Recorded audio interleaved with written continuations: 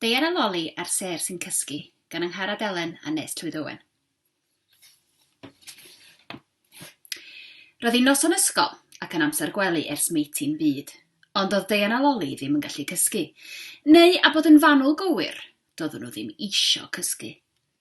Roedden nhw wedi cael diod poeth gan dad, stori gan mam, ac wedi cyfri llond gwlad o ddefaid dychmygol, ond ar ôl rhifo 1163, fe gawson nhw lond bol. Am wastraff amser. Dwi'n llwglyd, meddwl Loli. A fi na, ategodd Deian. Mae yna lewod yn rhion fy moli ac maen nhw'n mynnu mod i'n rhoi bechdan jam iddyn nhw. Felly mentrodd yr efeilliaid i lawr y grisiau. Ond iddyn nhw droedio ar flaenau traed doedd mam a dad fawr o dron i clywed. Ewch yn ôl i'ch gwlau y munud ma, gorchmynodd dad. Ond roedd yr efeilliaid drygionus yn benderfynol o gael gwledd ganol nos, ac felly doedd dim amdani, ond... Ribid i rew! Taflodd y ddau beledra hyd tuag at ei rhieni, gan i rhewi i'r unfan, a hynny ar ganol pregaeth ynglyn â phwysigrwydd cael noson dda o gwsg. Hy, meddwl Loli, hen beth diflas di cysgu, tyd. Ac i ffwrdd ar ddau lenwi bolia. Wyt ti'n gweld beth dwi'n ei weld? Gofynnodd Deian, gan bwyntio at y ffenast. Dwi'n gweld dim, atebodd Loli. Yn union, meddwl Deian, mae'r sêr wedi diflannu. Ac yn wir i chi, roedd y wybren yn wag. Wyt ti'n meddwl bod rhywun wedi dwyn nhw? Mentrodd Deian. Dwyn sêr?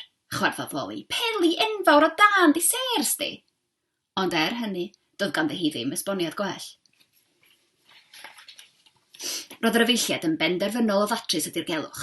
Yn ôl yn y llofft, daethant o hyd i hen long o fod degan. Rhoddodd y ddau i bodi ar ei trwyna, chwifio'i bysydd ac ar amrantiad, roedden nhw'n bitw bychan bach. Neidiodd yr efeilliaid i'r llong ofod, a dyma'r ddau yn ei lliwio hi allan drwy'r ffenast agorad, ac i fyny, fry i grombil y nos. Yn y gofod edrychai popeth yn ddiethyr. Roedd y ddeiar fel marblen, y lleiad fel perl, y blaned mawrth fel rhifem coch, ac roedd y blaned Sadwrn fel petai'n chwarae hwla hŵp efo breichleid arian. Ond oedd ddim golwg o'r sêr yn unman. A dyna pryd y dechreuodd pethau fynd o chwith. Syrthiodd darn o'r llong ofod i ffwrdd, gan ddiflannu ganol y diwch. Dechreuodd y llong droi a throi mewn cylchoedd gwyllt. Help! Gwyddod Deian a Loli. Ond oedd dim clustio i'w clywed. Gwelsant blaned aur yn disgleirio fel pishin pint, ac anelodd yr efeilliaid tuag ati. Fe lanio nhw gydag awch a chlach. O na, roedd y llong ofod yn chwildrings. Sut yn y byd oedd nhw am ddychwelyd adre?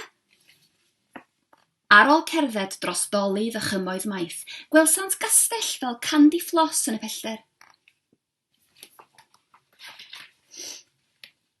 Wrth agosau, dyna lle roedd cwmwl o ddynas yn gwenyn glen. Madame Zera ydw i, meddai mewn llais crig. Cyflwynodd yr efeilliaid i hunan, gan ddweud hanes y sêr a'r llong drilliad. Chwerthin oedd hi. Wel, mae un peth yn sicr, rydach chi wedi dod i'r lle iawn. Mi wn i bopeth sydd i wybod am y sêr. Dewch gyda fi.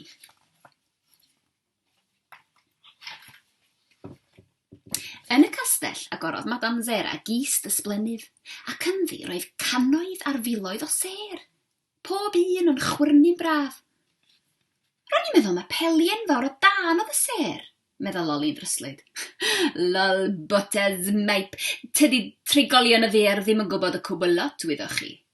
Esboniodd Madame Zera mae diamontiaid bach ydy'r sêr, a bod disgleirio bob nos yn waith calad iawn, felly bob un o hyn maen nhw'n cael cyntyn bach. Fel y gallen nhw serenu'n well feithor ôl deffro. Ar hynny dechreuodd y sêr bach ddeffro.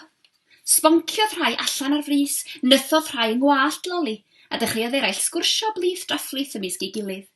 Yn raddol, llenwodd y stafell gyda 1000 o oliadau bach.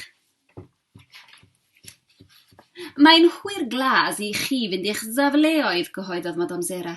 Wihi! Gwychiodd y sêr. Gwyb, gan ddiflannu trwy'r ffenestri'r castell.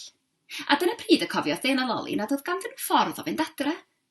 Ond roedd gan Madame Zera syniad. Sirius, cariad, ti dyma ngwazi, meddai.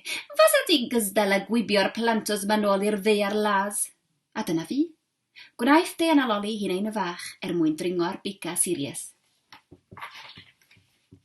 Ac o fewn chwarter chwinciad roedd yr efeilliaid yn ôl yn yr ardd gefn. Dyna beth oedd gwybdaeth.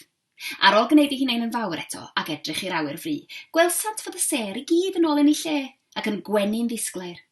Erbyn hyn, roedd Diana Loli wedi blino'n lân. Aeth yr efeilliaid yn syth i'r lolfa a ribidi rew! O'r gora, medda'r efeilliaid gan dorri ar draws dad. Da ni angen yn cwsg mwyn disgleirio'n llachar fory dydan, medda Loli, gan ddylyfu gen. Yr un fath ar sêr. Wrth swatio'r ddau yn glid yn ei gwlau, gwelodd mam rhywbeth yn disgleirio'n wallt Loli. Diamwnt! Oedd hi ar ryw glip gwallt mae'n siŵr tybiodd. Ond erbyn hynny roedd Diana Loli'n cysgu'n drwm, felly chafodd hi rioed wybod yr ateb. Nos da, Diana Loli, sibrydodd mam a dad, cyn diffodd y gola a chau'r drws yn dyn.